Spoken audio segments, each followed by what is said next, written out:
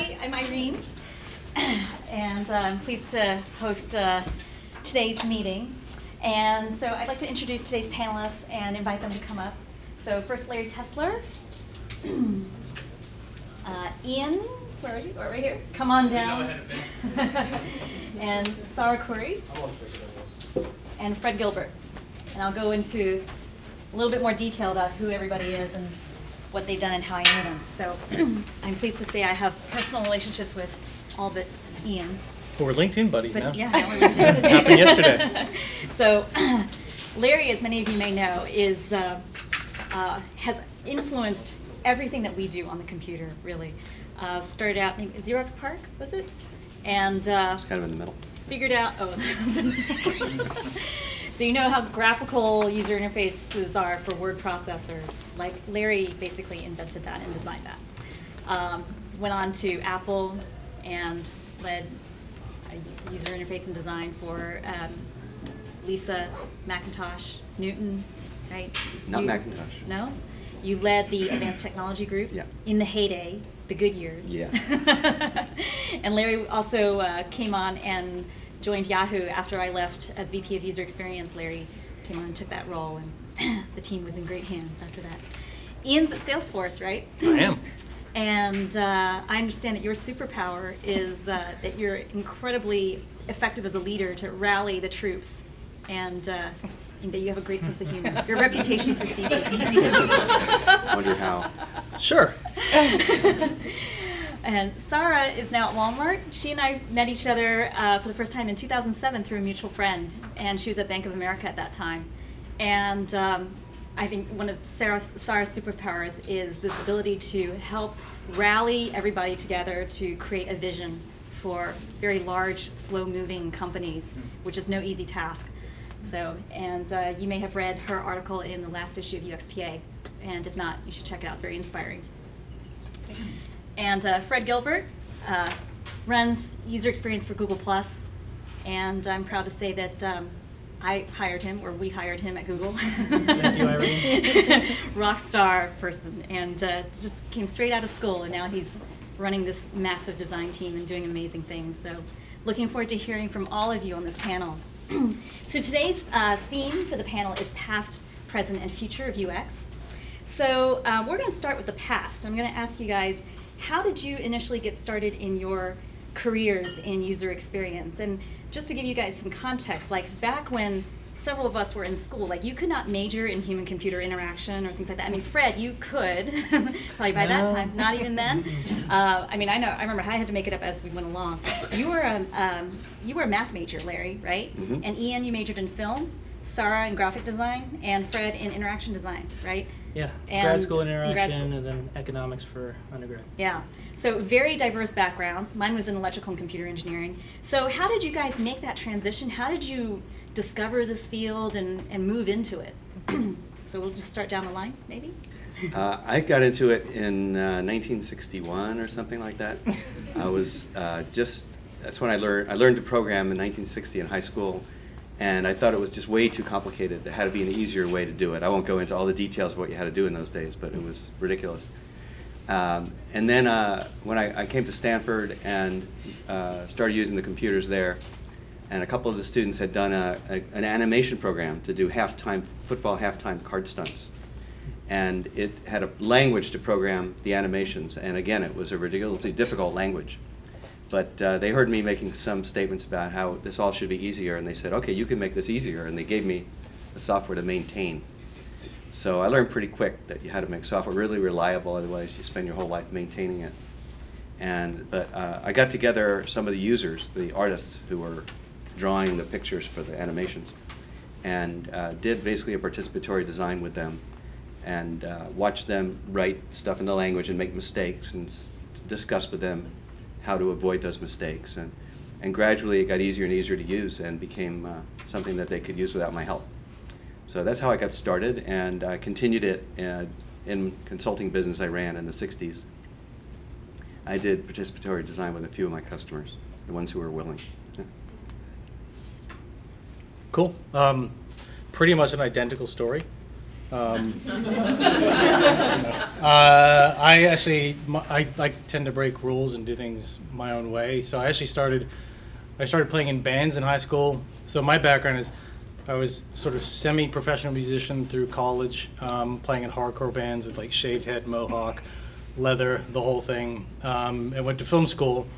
And film school I had a blast, but I couldn't figure out what to do. And I did a lot of challenges trying to do a film on your own, where you're trying to do the actual shooting, the planning, and actually a lot of that played into what I was doing later. But actually trying to plan a film shoot is you've got, you're a poor student, you got $400, you can buy a certain amount of film stock, and you're like, oh man, if I'm going to shoot something, I got to really plan this well. So I got great at doing that part.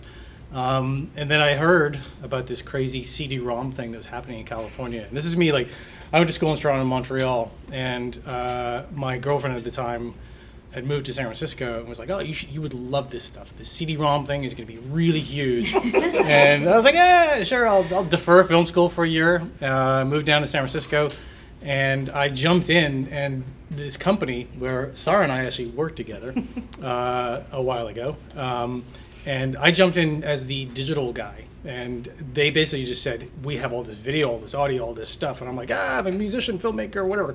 And I figured all that out, figured out all the software, and basically became this like media specialist dude.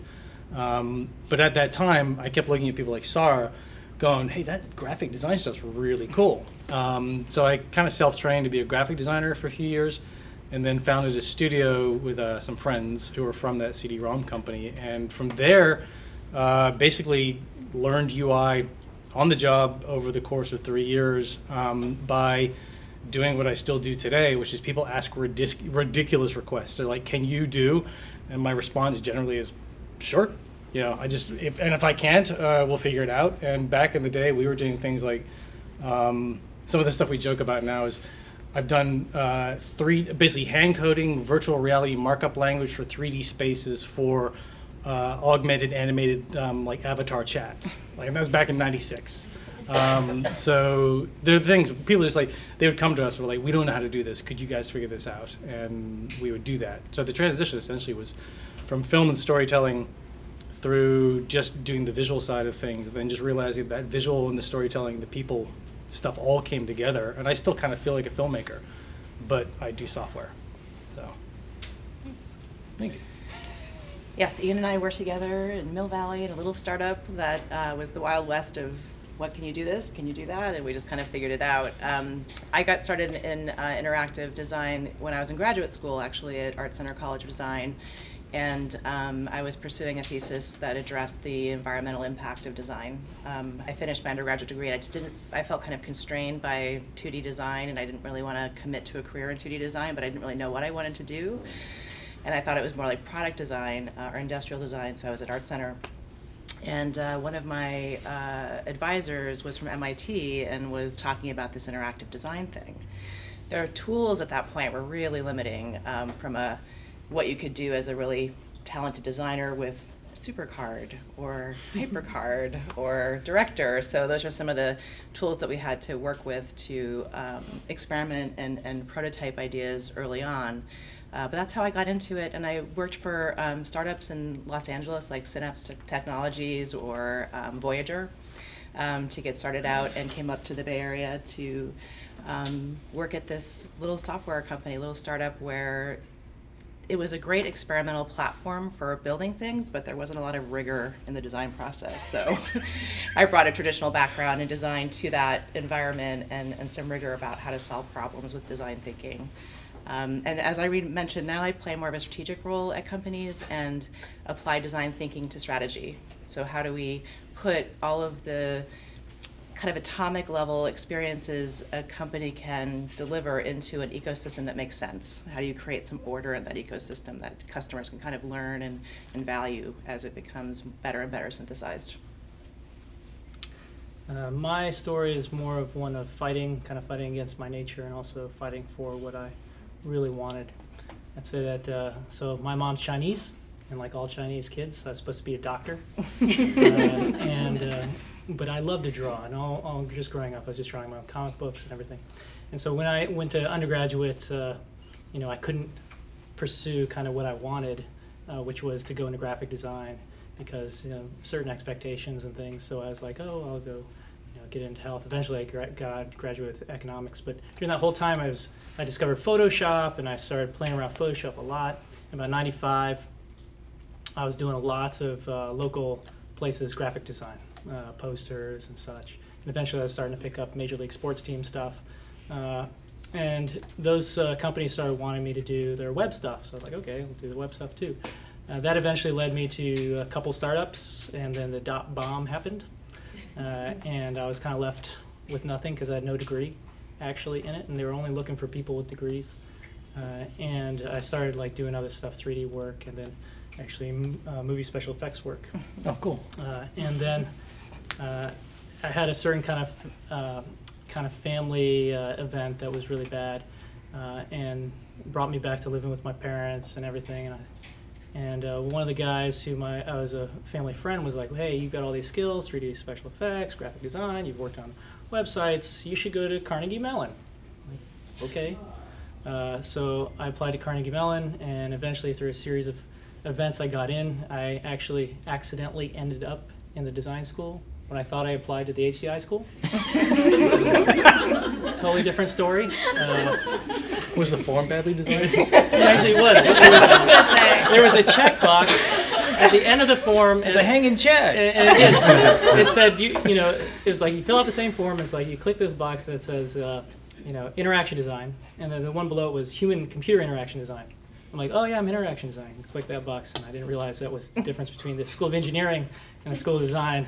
So I was there, and in the early days of it, and the design school head Dan Boyarsky came to me. He's like, "You understand you're in the design school?" And I was like, "Really?" He's like, "Here's the difference. Do you want to say?" I'm like, "Okay."